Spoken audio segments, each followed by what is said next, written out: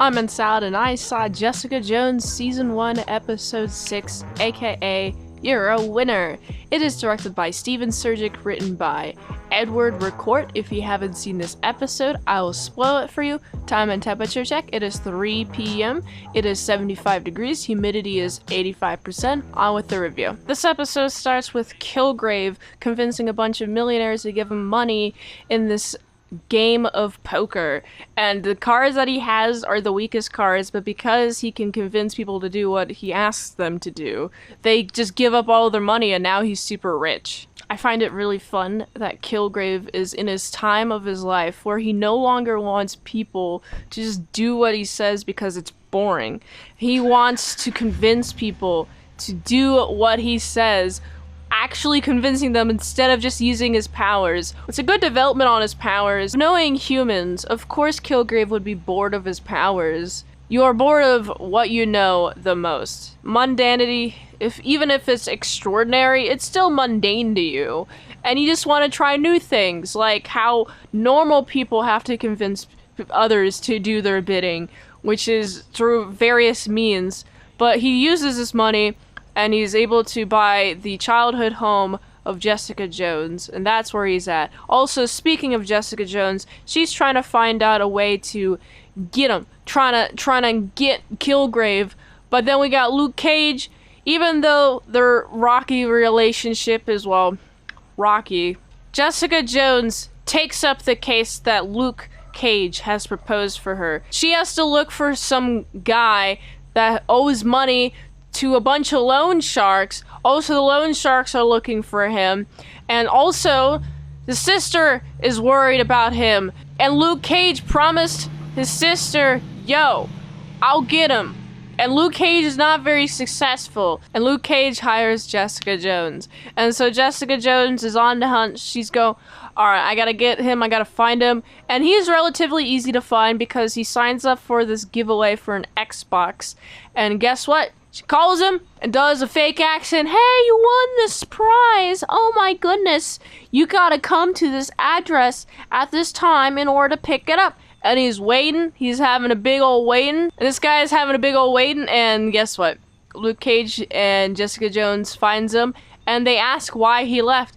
Oh, he left because he wanted to make money in order to pay off all of his debts. And he's starting up this underground weed business. I don't know if he was going to do it via dispensary. It didn't look like he was. He was just going to sell it on the market. He was just going to sell it on the street. So, of course, he gets caught by his sister. And Luke Cage is like, I got your son. Can I have that information you promised me? And the woman, she promised Luke Cage some information on who done did the killing of his wife. And Jessica Jones is like, oh no. She's like all anxious because he's got the file. And he looks up who it is, and it's the bus driver who is done did the murder. And so Luke Cage is gonna go to the bus driver. He even gets to the bus, and Luke Cage is about to bash him and kill him when Jessica Jones is like, please leave him alone. He's innocent. I am the one who killed your wife. And I love this because earlier when Luke Cage learns about Kilgrave, because all those Kilgrave people are forming around, even including Malcolm, goes to her apartment and asks about Kilgrave and just trying to get Kilgrave. And Malcolm ends up explaining what happened to her. Luke Cage is like, oh, anything that Kilgrave did to you or made you do, it's not you, okay? And now we're at the point where she admits to what Kilgrave made her do, and Luke Cage is like, I hate you. I don't want to be near you. And it's a devastating end of the episode. It's a devastating episode end. And I'm just like, oh man, how is the relationship going to recover? I'm excited to see what happens because this is a good drama series. It's a good mystery. Overall, I think it's a very fun episode. And there's just a lot of drama. There's a lot of stakes at hand.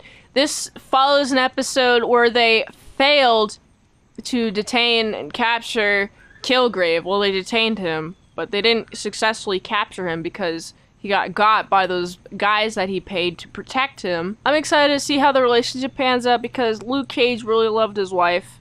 He also really likes Jessica Jones. They're very much similar in the way that their powers are. I mean, she has super strength, and he's invincible. He can't be punctured at all. It's great.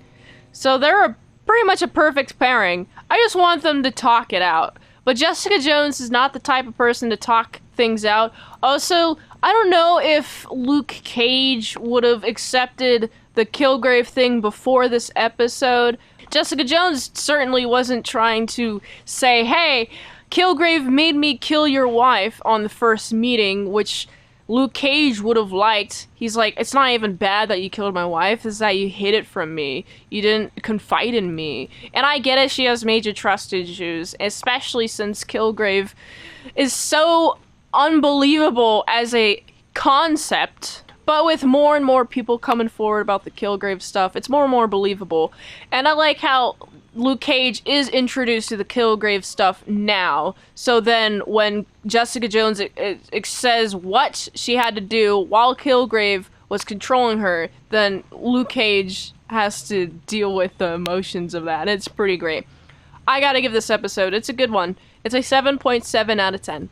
If you like this review, watch another one. The platform really likes that. If I haven't reviewed it on a channel, there's a chance I haven't seen it at all. That's why you gotta get the Patreon request at patreon.com/ASEPresents. $20 dinos for one movie review per 1 month. Support the daily grindness by going to autisticboobs.com, so you can go here.